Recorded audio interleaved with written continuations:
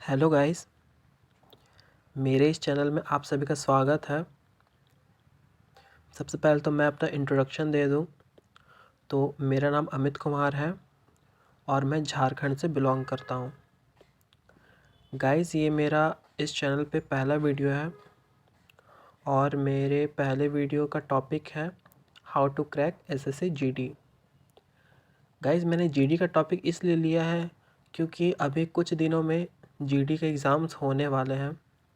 शायद मेरे इस स्ट्रेटजी से आपको थोड़ी बहुत हेल्प मिल जाए। गाइस, मैंने खुद 2024 वाला जीडी दिया था और वो मेरा पहला अटेम्प्ट था और मैंने अपने पहले अटेम्प्ट में ही एसएससी जीडी क्वालिफाई किया था। सो मैं अपनी स्ट्रेटजी बताने वाला हूँ कि कैसे मैंने अपने पहले अटेम्प्ट में क्वालिफाई किया। सबसे पहले तो गाइस, आप लोग ये समझ लीजिए कि कंपटीशन तो है, ठीक है। आप ये मत मानिए कि कंपटीशन नहीं है, कंपटीशन तो है। आप वो चाहे फॉर्म देख लीजिए, कितने फॉर्म डले हैं इस बार, पोस्ट कितनी है, ठीक है। तो सब कोई अपने अपने स्टेट के अकॉर्डिंग आप लोग सब देख लीजिएगा, ठीक है, कि आप लोग का स्टेट में कितना कितना फॉर्म आया है। सो देखिए गाइस, कुछ बातें हैं जो मैं आपको सबसे पहले बताना चाहता हूँ। जीडी में कोई एग्ज़ाम देने से पहले सबसे पहले तो आप देख लीजिए कि आप किस कैटेगरी से आते हैं, ठीक है। और उस कैटेगरी से जितने जितने रिक्वायरमेंट चाहिए इस पोस्ट के लिए, उतना रिक्वायरमेंट आपके पास है या नहीं। एग्ज़ाम्पल, जैसे कि कुछ कुछ बच्चे ऐसे होते हैं कि वो पढ़ने में बहुत अच्छे हैं, मार्क्स भी बहुत अच्छे लाते हैं, पर अब उनका हाइट ही नहीं है, तो वो मार्क्स लाके क्या ही करेंगे जब वो हाइट में ही छटा जाए। सबसे पहले आप नोटिफिकेशन देखिए, उसमें जो जो नीड है आपको, जो जो चाहिए जीडी के लिए, आप वो पहले खुद में देखिए, क्या वो आपका सही है। अगर सही है, अगर नहीं है तो इतने दिनों में सही हो जाएगा या नहीं होगा। आप ओवरवेट हैं तो वेट कम कर पाएंगे, नौकनी है नौकनी कम हो जाएगी, या फिर हाइट है तो वो आप देख लीजिएगा, ठीक है। सबसे पहले आप ये देखिए कि ऐसा ना हो कि आप इधर रिटन में बहुत अच्छा मेहनत कर दिए और फिज़िकल में फिर होगा क्या कि फिर आपको दिक्कत आएगी, ठीक है ना। सो आप पहले फ़िज़िकल को पहले देख लीजिए कि फ़िज़िकल मेरा कैसा है कैसा नहीं, ठीक है। उसके बाद फिर आप रिटन में आइए। अब यहाँ पे मेन है कि अगर आपको फ़िज़िकल बहुत अच्छा है, सब कुछ आप फिट हैं, तो आप अपना जान जितना भी है वो आप रिटन में लगाइए, क्योंकि आजकल कंपटीशन इतने बढ़ गए हैं कि आप 2024 का कट ऑफ देखिएगा गाइस, आप शॉक्ड रहिएगा कि मतलब मैं तो गाइस झारखंड से हूँ। 2023 में झारखंड में एक 115 नंबर पे आपको जॉब मिल जा रही थी, यानी कि बीएसएफ आपको मिल जा रहा था। पर इस बार गाइस बीएसएफ का कट ऑफ 128 और 129 में भी गया है। सो मेहनत तो गाइस आपको करना पड़ेगा। आजकल सब यही बोलते रहते हैं कि गवर्नमेंट एग्ज़ाम मिलता नहीं है या फिर क्रैक नहीं होता है। गाइस, ऐसी बात नहीं है। आप अच्छे से अपने स्ट्रेटजी बनाइए और उस स्ट्रेटजी को फॉलो करिए, आप ज़रूर से ज़रूर एग्ज़ाम निकाल पाएंगे, ठीक है। तो मैंने कैसे अपना एग्ज़ाम निकाला उसका मैं आपको स्ट्रेटजी बता देता हूँ। सबसे पहले तो हम सभी को पता है कि जीडी में 4 सेक्शन होते हैं। पहला आपका रीजनिंग, दूसरा जीके, तीसरा लैंग्वेज पे पेपर रहता है या फिर हिंदी या तो इंग्लिश, चौथा मैथ्स सेक्शन, ठीक है। मिनट्स मैंने खुद के अकॉर्डिंग डाला हुआ है, आप खुद के अकॉर्डिंग डाल लीजिएगा कि आप किस सब्जेक्ट में कितने बेहतर हैं। गाइस, अगर मेरी मानो तो मैं सबसे पहले सब्जेक्ट करता था रीजनिंग। अब इसके लिए भी सब कोई बोलते हैं कि नहीं पहले जीके और हिंदी को कर लेना चाहिए, बट मेरा ऐसा स्ट्रैटेजी है कि देखिए अगर हम लोग पहले जीके और इंग्लिश को अगर कर लेंगे या फिर हिंदी को कर लेंगे तो फिर बाद में बहुत बर्डन पड़ जाता है कि रीजनिंग भी सॉल्व करना है, मैथ्स भी सॉल्व करना है, दिमाग दोनों में लगाना है, ठीक है। तो क्यों ना हम लोग पहले ही रीजनिंग वाला दिमाग जो है पहले 20 मिनट्स में लगा लें। 20 मिनट्स में आप नहीं भी तो नहीं, आपको 18 क्वेश्चन प्लस सही करने हैं, ठीक है। ये 18 क्वेश्चन गाइस स्ट्रैटेजी समझिए, 18 क्वेश्चन तो आपको प्लस करने ही करने हैं सही, ठीक है। आप 17 करिएगा तो आप दिक्कत में पड़ जाएगा, या तो 18 करिए या तो उससे ज़्यादा, ठीक है। ज़्यादा करिएगा तो आपके लिए ज़्यादा बेहतर है, 18 तो लाना ही लाना है, ठीक है। उसके बाद मेन आता है जीके। अब एक तो हम लोग का दिमाग वाला काम हो गया, ठीक है, कि हम लोगों ने एक में तो दिमाग लगा लिया। अब बारी आती है जीके में। अब जीके ऐसा पोर्शन है कि या तो ये आपको आएगा या तो आपको नहीं आएगा, ठीक है। आ रहा है तो टिक मारिए, नहीं आ रहा है तो स्किप करिए, ठीक है। पर इस जीके के सेक्शन में आपको नहीं भी तो आपको 15 प्लस स्कोर करना ही पड़ेगा एनी हाउ, ठीक है। अगर आप 15 प्लस स्कोर कर रहे हैं तो बहुत अच्छी बात है, और नहीं कर रहे हैं तो फिर कंपटीशन है गाइस, फिर आप तो कंपटीशन से बाहर हो जाइएगा, ठीक है। और ऐसा नहीं है कि आप इसमें 15 प्लस स्कोर नहीं कर सकते हैं, आप आराम से कर सकते हैं, आप 18-19 भी ला सकते हैं, ठीक है। 2024 वाले मेरे जीडी में मुझे खुद 15 क्वेश्चन पता थे, पर अनफॉर्चुनेटली 2-3 क्वेश्चन गलत हो गए मेरे ही कारण, ठीक है। उसके बाद आता है आपका इंग्लिश या हिंदी लैंग्वेज सेक्शन। इन दोनों में से आप कोई एक कर सकते हैं, ठीक है। मैं तो हिंदी प्रीफर करता हूँ, और आप भी जिसमें कंफर्टेबल हो आप उसको प्रीफर कीजिए, ठीक है। हिंदी में गाइस अब ऐसा है कि अब इसमें ज़्यादातर लोग 20 ही स्कोर करते हैं, ठीक है। बहुत अगर प्रेशर रहेगा तो कोई 19-18 तक चल जाता है, पर इसमें 20 आराम से हो जाता है, ठीक है। तो इसका अब ऐसा नहीं है कि आप 20 करना है तो मतलब ज़्यादा वैल्यू नहीं दीजिए, नहीं गाइस ऐसा बात नहीं है। जो सबसे वीक सब्जेक्ट होता है हम लोग कॉन्फिडेंट तो रहते हैं उसमें, बट एग्ज़ाम में वही कॉन्फिडेंट हम लोग को ओवर कॉन्फिडेंस में बदल जाता है, और हम हिंदी में जो हम लोग को 20 स्कोर करना चाहिए वो 16-15 ऐसा स्कोर होता है, ठीक है। अब देखिए, अब आप यहाँ पे आपने रीजनिंग को 20 मिनट्स दे दिया, जीके को 7 मिनट्स दे दिया, हिंदी को 8 मिनट दे दिया, ठीक है।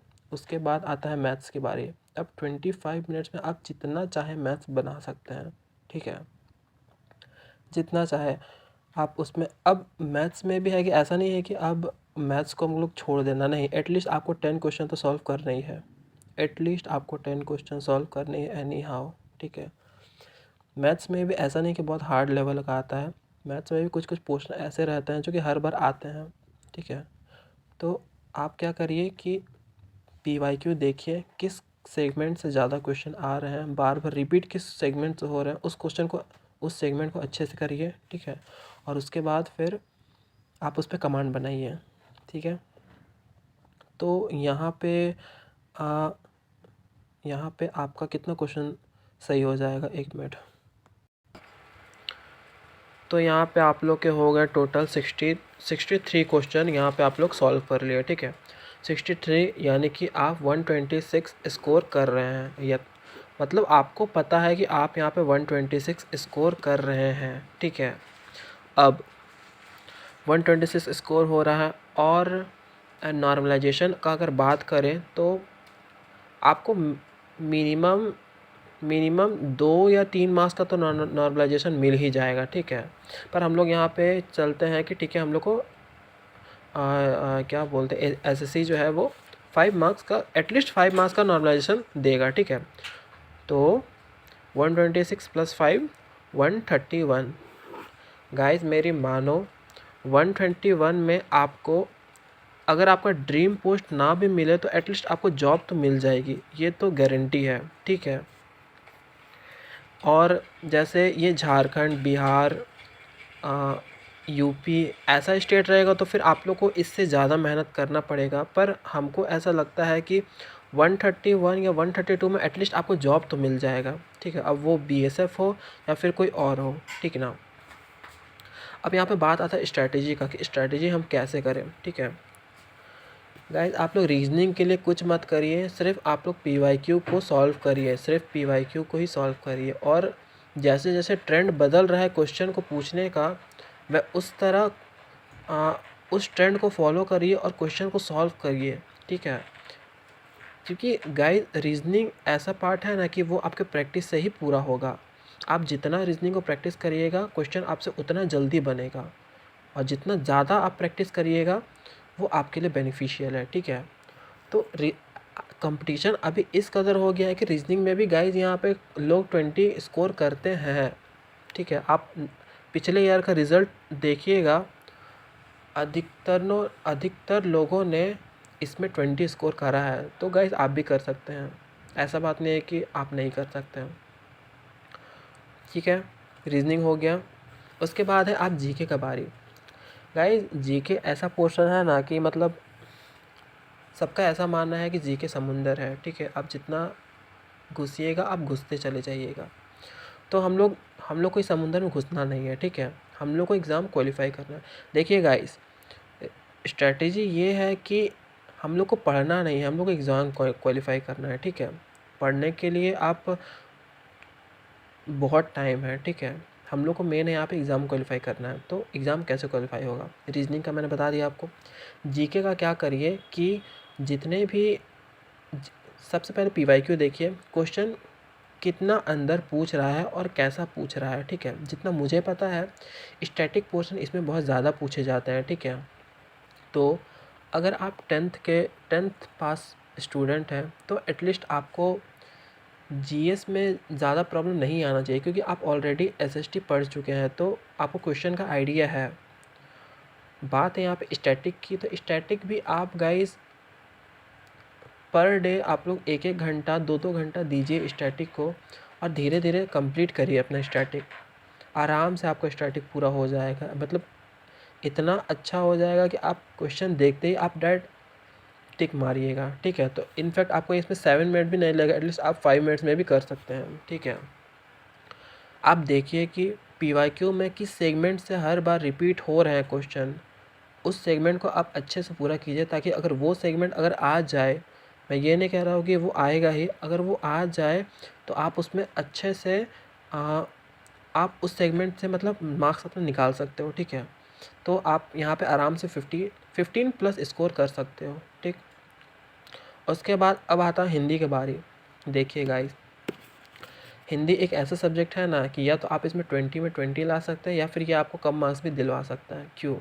क्योंकि सबको को लगता है कि हिंदी तो मतलब मार्क्स आ ही जाएंगे, क्वेश्चन नॉर्मल रहता है। गाइस क्वेश्चन नॉर्मल रहता है, लेकिन उसका ऑप्शंस आपको ऐसे घुमाया जाएगा ना कि आप वो नॉर्मल ऑप्शंस में भी गलत मार कर आएंगे, ठीक है। लोग इसको कॉन्फिडेंट तो करते हैं, लेकिन वहाँ पे जाकर ओवर कॉन्फिडेंट करते हैं, पर वहाँ जाके इसीलिए गाइस आप हिंदी को भी उतना ही इम्पोर्टेंट मानिए जितना जीके, रीजनिंग और मैथ्स है, ठीक है। मतलब इतना करिए कि हाँ आप पढ़ लीजिए, और आप उसमें 20 नहीं 18 19 तो स्कोर करिएगा ही करिएगा क्वेश्चंस, ठीक है। उसी तरह गाइस आप इंग्लिश में भी इस्तेमाल कर सकते हैं, ठीक है। वही स्ट्रेटजी जो हिंदी में है वो आप इंग्लिश में भी यूज़ करिए। मैंने तो गाइस हिंदी लिया था, तो मैं आपको हिंदी का बता सकता हूँ, इंग्लिश का आप देख लीजिएगा। उसके बाद आता है गाइस मैथ्स को कैसे करें। मैथ्स के लिए भी आप पीवाईक्यू देखिए, किस सेगमेंट से क्वेश्चन रिपीट हो रहे हैं, उस सेगमेंट को आप ध्यान से देखिए, किस तरह क्वेश्चन आ रहे हैं उस सेगमेंट से। उस सेगमेंट का सारा क्वेश्चन आपको कंठस्थ करना है, ठीक है। आप ऐसा मानकर मत चलिए कि आपका मैथ्स अगर वीक है तो आप एक भी नहीं क्वेश्चन सॉल्व करिएगा, बिल्कुल भी नहीं। मैथ्स को आपको इस कदर पढ़ना है कि एटलीस्ट 20 क्वेश्चन में आप 10 क्वेश्चन तो सॉल्व करना ही करना है, ठीक है। उस हिसाब से आपका यहाँ पे टोटल 63 क्वेश्चन तो सॉल्व हो ही जाएगा, यानी बिना नेगेटिव के, ठीक है। बिना नेगेटिव के 63 क्वेश्चंस मार्क्स देके 126, नॉर्मलाइजेशन आपको कुछ तो मिल ही जाएगा, तो एटलीस्ट 130 तो आपका प्लस होना ही होना है, ठीक है। और 130 में एटलीस्ट आपको जॉब मिल ही जाएगा, ठीक है। सो इसी स्ट्रेटजी को फॉलो करते हुए मैंने 2024 में अपना जीडी क्वालिफाई किया था।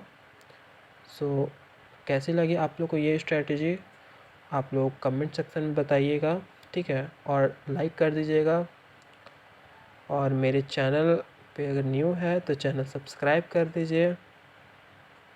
Thank you. ऐसे बने रहिए, आगे ऐसे ही अच्छे अच्छे स्ट्रेटजी आपके लिए लाता रहूँगा। धन्यवाद।